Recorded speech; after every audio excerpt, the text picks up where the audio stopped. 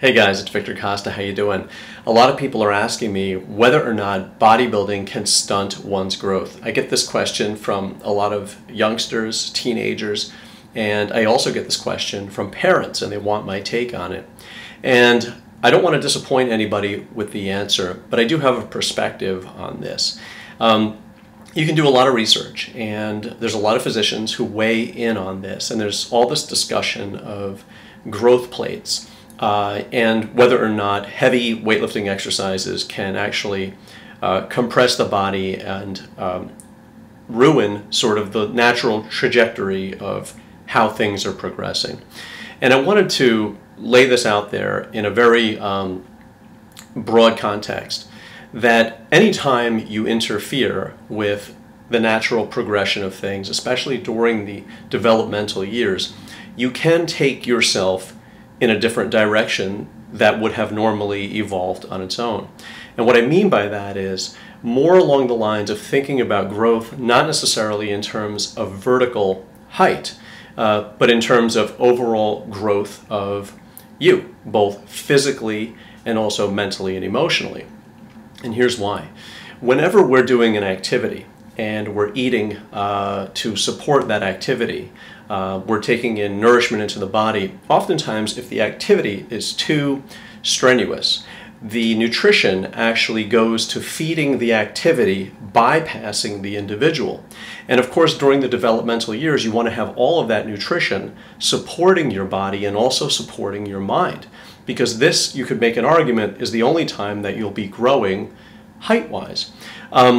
So the question is whether or not weight training can actually stunt one's growth. And in the broad sense of things, just about any activity that would take nourishment and nutrition and calories away from the natural progression of things during the developmental years could theoretically stunt one's overall growth and development, both mentally, physically, and also emotionally. An underfed, undernourished body cannot develop well.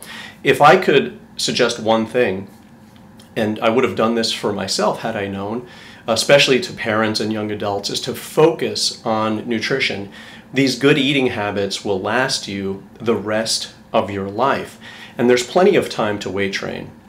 I'm not anti-weight training for young adults, but I'm anti-regimen. I don't want anybody out there doing the continuous regimen, beating up their body day in and day out, sort of interfering with the natural progression of things. I probably, looking back, would have focused more on nutrition in those earlier years for overall development.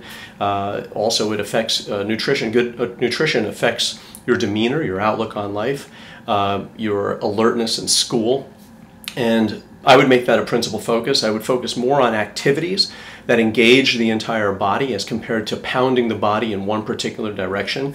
You can walk into any grocery store or supermarket or any checkout aisle and see a lot of people who are working at the cashier station with braces on, or they've had carpal tunnel surgery.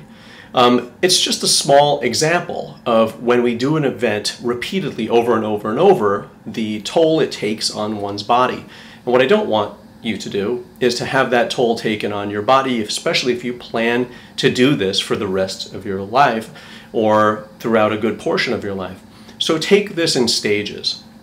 Again, activities, maybe occasional weight training, but nothing serious in a regimented way. Try to focus on activities and exercises that will incorporate the overall body, all the muscles of the body, especially the core, and even playing sports. Without necessarily weight training, but doing some resistance training, but not a heck of a lot that would actually take those calories away from the natural progression of things. So stay nourished. I don't know if everybody's going to like this explanation, especially the kids who are lobbying to get gym memberships. But that burning desire, I know what that feels like because I used to craft my own weights when my parents wouldn't let me have them. And the stunting of the growth, I don't know that I was going to grow much taller. But I do understand it now from a different perspective that one can develop not only vertically, but also in a general sense and in an overall sense. So you don't have to take this that seriously. There's plenty of time to get big. In fact, you could argue that if you let things progress naturally without too much attention to the development of the body and more on nutrition, that your body, when it is fully grown, will play a catch-up game. You can really accomplish quite a bit in a very short period of time. So I know people want to look like the Abercrombie ads, especially going through high school. There's this need to kind of keep up with this ideal. But a lot of people who do that go through this period of success, and then they kind of fall off later on. I think looking at bodybuilding and fitness and nutrition and health from a longer term perspective, you'll be able to look better in a shorter period of time if you wait a little bit, and it will extend further out. So you won't kind of fizzle out. You'll be able to kind of scale up to all of this. So good nutrition habits, learning how to train properly, but not necessarily too much emphasis on the daily regimen of it, having an understanding of this, good nutrition, sports, athletics, good nutrition so that you focus also on your studies at this point, and allow your body to progress in the way that it normally would had you not interfered with this. And again, I don't want the nutrition bypassing your growth and development to be left on a gym floor somewhere, okay? So this probably satisfies the parents more than the young adults, but so be it. I'm a parent too. Wish you guys all the best, and only the best, in good health. Peace, love, and muscles. Visit me at Vicsnatural and say hello on Facebook. Take care. Bye.